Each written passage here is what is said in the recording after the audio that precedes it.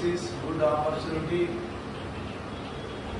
to prepare Group 1 services, Group 2 services in integrated way. Our government announced job calendar and the publication of notification dates also. Month of August 15th and month of September 15th, Group 1 and Group 2 syllabus notifications will come.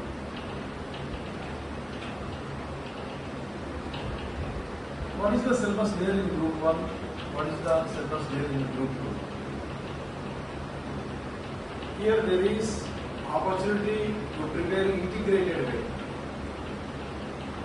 అంటే group 1 మరియు group 2 రెండు కూడా ఒకేసారి prepare అయ్యేటువంటి అవకాశంతో syllabus ఉంటుంది అని చెప్పేసి మనకి తెలుస్తుంది. ఆల్రెడీ గ్రూప్ 2కి సిలబస్ అనేది లాస్ట్ ఇయర్ మారింది. లాస్ట్ ఇయర్ అంటే లాస్ట్ నోటిఫికేషన్లో మారింది, కాకపోతే అది కంటిన్యూ అవుతుంది. అంటే ఇప్పుడు గ్రూప్ 1కి ఒక కొత్త సిలబస్ ఇస్తున్నారు. ప్రిలిమినరీ ఎగ్జామినేషన్ గతంలో ఉండేటువంటి 2 పేపర్స్ తీసివేసి 150 మార్క్స్కి 6 భాగాలుగా ఒకే పేపరు ప్రిలిమినరీకి పెట్టేటువంటి అవకాశం ఉందని చెప్పారు. ఆ సబ్జెక్ట్స్ ప్లస్ గ్రూప్ 2 సబ్జెక్ట్స్ రెండింటిని మనం చూసినట్లయితే రెండు కూడా ఎలా ఉన్నాయంటే దగ్గరగా ఉన్నాయి. కాబట్టి స్టూడెంట్స్ ప్రత్యేకించి ప్రిపేర్ అవ్వాల్సిన అవసరం లేదు. ఏదైనా ఒకటి లేదా ఇంకొక సబ్జెక్టు ప్రత్యేకించి ప్రిపేర్ అవ్వచ్చు. ఇటువంటి అవకాశం ఇప్పుడు మనకు రావడం జరిగింది. సో కాబట్టి ఈ వీడియోలో నేను గ్రూప్ 2 సిలబస్ ఏమిటి, గ్రూప్ 2కి మనం ఎలా ప్రిపేర్ కావాలి, గ్రూప్ 2 ఎన్ని దశల్లో ఉంటుంది అనే అంశాల మీద మీకు నేను బ్రీఫ్గా తెలియజేస్తాను. This is Baira Saubhutaraju spectrum IS academy 2/1 project letter book based on our pragmatic experience. మాకు ఉన్నటువంటి ప్రాక్టికల్ అనుభవంతో చాలా ఏపీపీఎస్సీ సివిల్ సర్వీసెస్ ఎగ్జామినేషన్స్ చూశాను. కాబట్టి కొత్తగా ఇప్పటి నుంచి ప్రిపేర్ అయ్యే వాళ్ళు కూడా లేదా ఇంతకుముందు సెంట్రల్ సర్వీసెస్ ప్రిపేర్ అవుతున్న వాళ్ళు కూడా రాబోయేటువంటి గ్రూప్ 2 నోటిఫికేషన్స్ ఉద్యోగాన్ని సంపాదించవచ్చు. గ్రూప్ 2లో మనకి 2 రకాలైనటువంటి ఉద్యోగాలు ఉంటాయి. ఒకటి executive post and non executive post. ఇక నేను ఎగ్జిక్యూటివ్ పోస్ట్ కావాలా నాన్ ఎగ్జిక్యూటివ్ పోస్ట్ అని మీకు చెప్పడం లేదు. తప్పకుండా కూడా ఏదో ఒక ఉద్యోగాన్ని పొందేటువంటి మహత్తర అవకాశం మన ముందు ఉంది. ఎందుకంటే జాబ్ క్యాలెండర్ క్లియర్గా ఉంది. కాబట్టి ఇంకొక అడ్వాంటేజ్ ఏంటంటే ఈ సంవత్సరం ప్రిపేర్ అయిన వాళ్ళకి వేస్ట్ కాకుండా నెక్స్ట్ ఇయర్ కూడా జాబ్ క్యాలెండర్ వస్తుంది. కాబట్టి అదే సబ్జెక్ట్స్ని మనం ఇంకా కంటిన్యూషన్తో పోయినట్లయితే నెక్స్ట్ ఇయర్ జాబ్ రావడం అవకాశం. సో ఇప్పుడు గ్రూప్ 2లో మనకి 2 దశల్లో పరీక్ష ఉంటుంది. ఒకటి ప్రాథమిక పరీక్ష, 2 ప్రధాన పరీక్ష. దీని ఇంగ్లీష్లో ప్రిలిమినరీ ఎగ్జామినేషన్ మరియు మెయిన్ ఎగ్జామినేషన్. ఇప్పుడు చూసినట్లయితే దాదాపుగా central services or state services or banking services ఈ ఎగ్జామినేషన్స్ ఆర్ ఇన్ 2 kinds. రెండు విధాలుగా ఉంటుంది. ఇక్కడ కూడా 2 విధాలుగా ఉంటుంది. ప్రిలిమినరీ పేపర్ ఉంటుంది. ప్రిలిమినరీలో సక్సెస్ అయిన తర్వాత మెయిన్స్ వస్తాం. మెయిన్స్ అనేది డిసైడింగ్ ఫ్యాక్టర్ మనకు ఉద్యోగం రావడానికి. ప్రిలిమినరీలో ఉన్నటువంటి మార్కులు కేవలం మెయిన్స్ రావడానికి మాత్రమే చూస్తారు. అవి మాత్రం దీనిలో ఇవి కలపరు. గుర్తుపెట్టుకోండి. రెండిట్లో మైనస్ మార్కులు ఉన్నాయి. 1/3 మైనస్ మార్కులు అని చెప్పేసి అంటారు. అంటే ప్రతి 3 తప్పులకి ఒక రైట్ ఆన్సర్ వెళ్ళిపోతూ ఉంది. కాబట్టి జాగ్రత్తగా ఆలోచించి క్వశ్చన్స్ ఆన్సర్ చేయాలి. మరి ఇంతకుముందు మారిన సిలబస్ ప్రకారం గతంలో గ్రూప్ 2 పేపర్ని తీసుకున్నట్లయితే 75 and above వాళ్ళందరూ కూడా దాదాపుగా కూడా ప్రిలిమినరీ నుంచి మెయిన్స్కి రావడం జరిగింది. మరి మొన్న గ్రూప్ 2 చూసినట్లయితే ఇంకా చాలా తక్కువ మార్కులతో వచ్చిన వాళ్ళు అంటే కిందకి కమ్ డౌన్ అయిపోయింది కంప్లీట్గా కూడా. 45 కూడా మనకి అంటే పేపర్ డిఫరెంట్గా సిలబస్ని డీవియేట్ ఇచ్చారు. వాళ్ళు కూడా మెయిన్స్కి రావడం జరిగింది. ఎక్కువ మంది మెయిన్స్ క్వాలిఫై అయ్యారు. అది వేరే విషయం. సో అకార్డింగ్ టు సిలబస్ అయితే నేను చెప్పేది ఏంటంటే 50% క్రాస్ చేయాలి మనం. 50% అంటే 150 మార్కులకి 75 దాటాలి.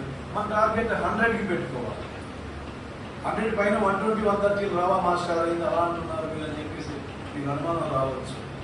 అంటే ఇక్కడ నెగిటివ్ మార్క్స్ ఉన్నాయి కాబట్టి మనం 120, 130లో ఎక్స్పెక్ట్ చేయడానికి అవకాశం ఉండదు. వస్తుంది, కొద్ది మందికి ఉంటుంది. టాప్ 10లో కొద్ది మంది ఉంటారు, వాడు సాధిస్తారు. అంటే బాగా ఎక్కువ కాలం ప్రిపేర్ అవుతున్నవాడు, మంచి అనుభవం ఉన్నవాడు వాడు సాధించడానికి అవకాశం ఉంది. సో కాబట్టి ప్రిలిమినరీ ఎగ్జామినేషన్లో ఉండేటువంటి భాగాలు ఏంటి అని ముందు మనం చూసినట్లయితే ఈ వీడియోలో మీకు ప్రిలిమినరీ ఎగ్జామినేషన్లో ఉన్నటువంటి మొట్టమొదటి అంశం ఏంటయ్యా అంటే దట్ ఈస్ ఒకటి హిస్టరీ. హిస్టరీ అంటే మనకి భారతదేశ చరిత్ర. ఏ కాంపిటేటివ్ ఎగ్జామినేషన్ అయినా సరే హిస్టరీతోనే మనకి బాగా ముడిపడి ఉంటుంది. హిస్టరీ లేకుండా ఏ కాంపిటేటివ్ ఎగ్జామినేషన్ లేదు. If you go for central services examinations there will be more questions in general studies paper from modern India. ఆధునిక భారతదేశ చరిత్ర మీద మనకి ఎక్కువ ప్రశ్నలు వస్తూ ఉంటాయి. కాబట్టి హిస్టరీ ప్రతి వాడు నేర్చుకోవాలి. మన స్కూల్ స్టడీస్ దగ్గర నుంచి హిస్టరీ ఉంది. దీన్ని 3 భాగాల్లో విభజించుకోవాలండి. హిస్టరీ వచ్చేసి 30 questions, 30 marks. Ancient India, medieval India, modern India ఇట్లా 3 భాగాలుగా విభజించుకొని చదవాలి. అది మొత్తంగా చూస్తే చాలా పెద్ద సిలబస్ లాగా ఉంటుంది. ఎప్పుడైతే మనం విభజన చేసుకున్నామో చిన్న చిన్న భాగాలుగా అది మనకి చాలా క్విక్గా ఈజీగా గ్రాస్ప్ చేసుకోవడానికి అవకాశం ఉంది. ఇంకా రెండవ సబ్జెక్ట్ చూసినట్లయితే జియోగ్రఫీ. జియోగ్రఫీ అంటే దీంట్లో మనకి జనరల్ అండ్ ఫిజికల్ జియోగ్రఫీ ఇచ్చాడు. అంటే ఇక్కడ ప్రపంచ భూగోళము, భారతదేశ భూగోళం రెండింటిని చూడాలి. జాగ్రఫీని కూడా ఇక్కడ 3 రకాలుగా మనకి వర్గీకరించడం జరిగింది, 3 భాగాలుగా. మరి హిస్టరీని ancient India, medieval India, modern India ఏ విధంగా విభజించారో జాగ్రఫీని కూడా general and physical geography of world and India.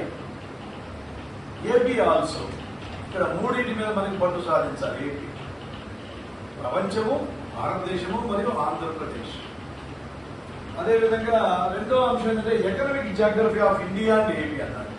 అంటే ఒక వరల్డ్ వదిలేశాడు. Economic Geography of India and world దీనిలో రెండో భాగం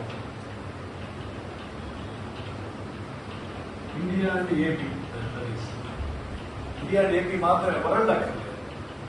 3 వచ్చేసి human Geography of India and human Geography of India and AP.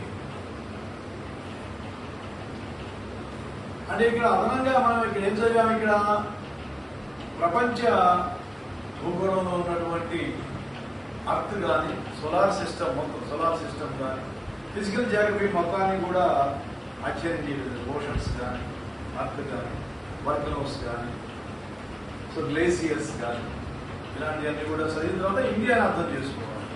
ఇండియాకి వచ్చేసరికి ఎకనామిక్ జియోగ్రఫీ చాలు. ఏపీకి వచ్చేసరికి ఎకనామిక్ జియోగ్రఫీ అంటే human Geography India and AP. ఇది సిలబస్. ఇదే సిలబస్ మనకి గ్రూప్ 1 కూడా ఉపయోగిస్తున్నాం. ఇది సేమ్ టైం. ఇది రెండో భాగం. ఇది వచ్చేసి 30 క్వశ్చన్స్, 30 మార్క్స్. ఇంకా మూడో భాగం చూసినట్లయితే ఒక కొత్త పేపర్ని లాస్ట్ నోటిఫికేషన్లో ఇన్సర్ట్ చేశారు. ఇది already Telangana state public service కమిషన్లో ఉంది. తెలంగాణ స్టేట్ పబ్లిక్ సర్వీస్ కమిషన్లో నడుస్తూ ఉంది గత 10 సంవత్సరాల నుంచి. ఇది పోయిన నోటిఫికేషన్లోనే గ్రూప్ 2లో ఇన్సర్ట్ చేశారు. అదేంటంటే ఇండియన్ సొసైటీ. మూడో భాగం ఇండియన్ సొసైటీ. ఇండియన్ సొసైటీ భారతీయ సమాజము.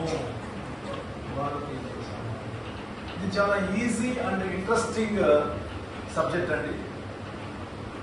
Any kind of discipline student can digest and present easily. అటువంటి సబ్జెక్ట్ ఇది. దీనిలో కూడా ఉండేటువంటి అంశాలు మనకి చాలా ఈజీగా ఉంటాయి. కుటుంబము, వివాహము, బంధుత్వము, కులము, కుల వ్యవస్థ, గిరిజనులు, మతము, మత వ్యవస్థ, ఆర్థిక సమస్యలు, సాంఘిక సమస్యలు, ఈ సాంఘిక సమస్యలను పరిష్కరించడానికి ప్రభుత్వం తీసుకొచ్చినటువంటి పాలసీస్ మరియు భారతదేశంలో schedule caste, schedule tribe, BC, తర్వాత minorities, children, women, aged people తీసుకున్నటువంటి సంరక్షణ చర్యలు ఏంటి, ఈ అంశాల మీద ఏంటంటే ఈ యొక్క పేపర్ ఉంటుంది. చాలా ఈజీ పేపర్, మార్క్స్ బాగా స్కోర్ చేసింది కూడా.